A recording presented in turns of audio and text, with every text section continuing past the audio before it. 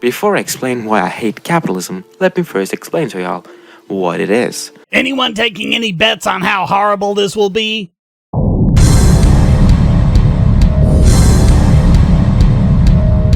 Capitalism is an economic system where the means of production are owned and administered privately. Goods are exchanged through a so-called free market for profit. Those that don't have any goods to sell, they will sell their ability to work to someone that owns production means in return for a wage. Okay, several problems here. Those that do have the goods to sell, and those that do have the means of production, how do you think they got them? Do you think it just rained down on them like manna from heaven? Or did they sacrifice, using money they could have used to consume things for themselves, or go in debt to investors to get them?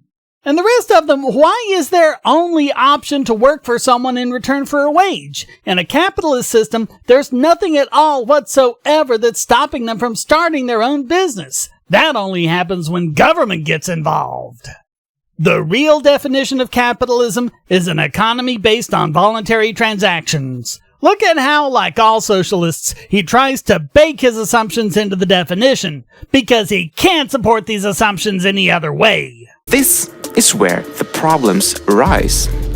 In order to profit, the capitalist has to pay the worker less value than the worker actually produced. The worker is not allowed to keep the value he or she produced. The way it really works is that the business owner values the labor more than he values the wage he pays for it, and also that the worker values the wage he gets more than he values the time and effort he puts into his job. Notice how the commies always want to ignore that second part. The fact is, this is a voluntary transaction, and like all voluntary transactions, both sides come out ahead. It's win-win.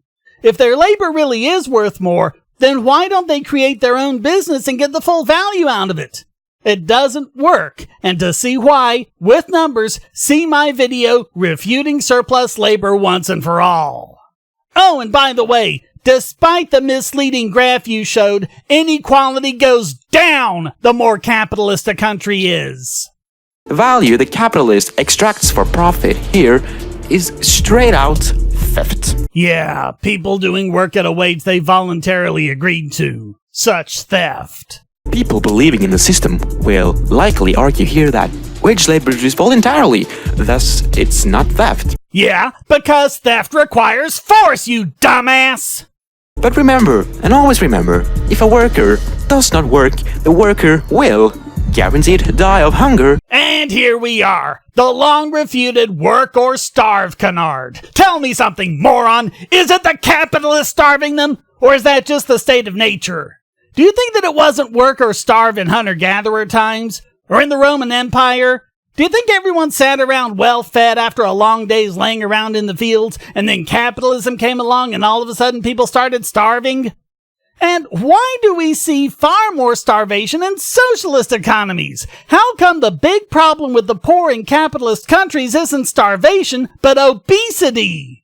The fact is, the poor not only do not starve in America, they also have a lot of extras that would have been considered luxury items if not completely incomprehensible to even the richest before capitalism, including temperature controls, fresh food, vaccines, internet access, all sorts of things. And yes, that includes better nutrition and fewer skipped meals. It even includes a greater amount of living space per person.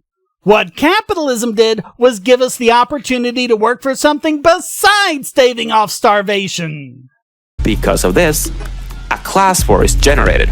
A class war between the working class and the capitalist class. So tell me, why do the socialists all seem to be spoiled rotten brats like you, and actual poor and working people tend to be more conservative or libertarian?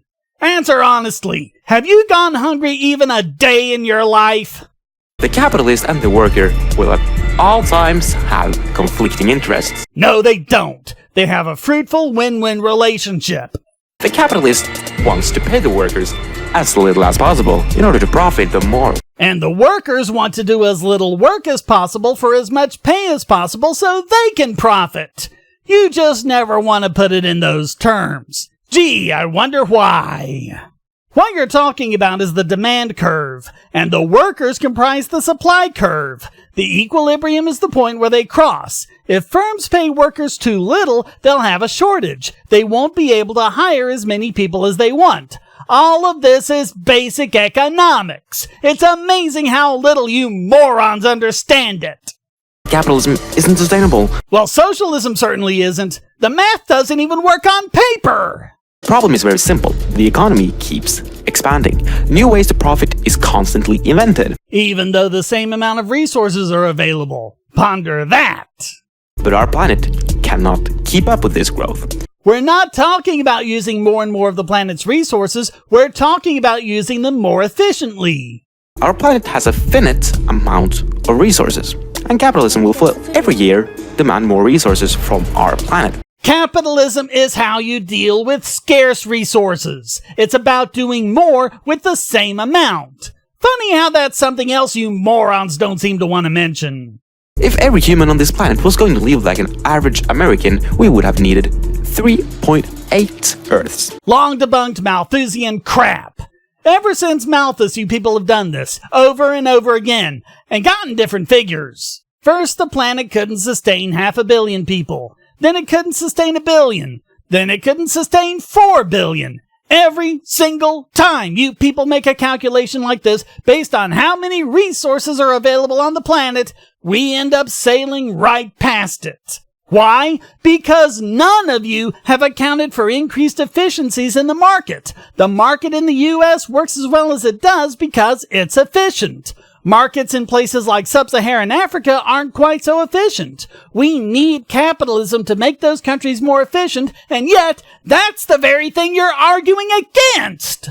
Profit motive makes people do irrational choices. Citation needed. If a business makes irrational choices, it goes out of business.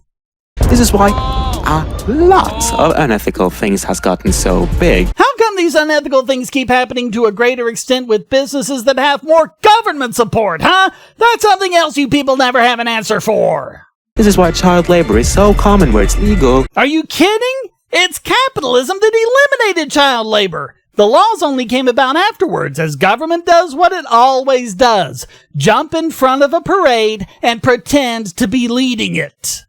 Whenever some developing country like Bangladesh tries eliminating child labor, the children don't spend all day merrily skipping through fields or anything. They go into prostitution or they starve. Do you honestly think there was no child labor and then all of a sudden capitalism came on and some bald guy with a monocle and handlebar mustache grabbed them and threw them into the mines? And do you think that parents in developing countries are horrible parents who don't care about their kids and force them to work? The kids have to work or the family starves. Again, capitalism is the game changer here. By making labor more efficient, they make it so the entire family doesn't have to work. That's why we keep cutting down the rainforest. Funny how you don't see deforestation in privately owned forests, only ones managed by government. It's called the tragedy of the commons, and it's what you get with collective ownership like what you want. The solution to the tragedy of the commons is private ownership. This is bad for the workers, it's bad for the climate. Funny again how countries with greater economic freedom have better environmental scores.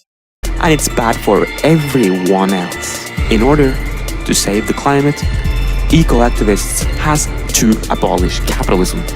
I sure will do a lot more episodes. I can hardly wait. Hey, if you enjoyed this video, why not hit like and subscribe? And to make sure I can keep producing content, support this channel by becoming a patron. And check out all the other great content here, like this video selected especially for you.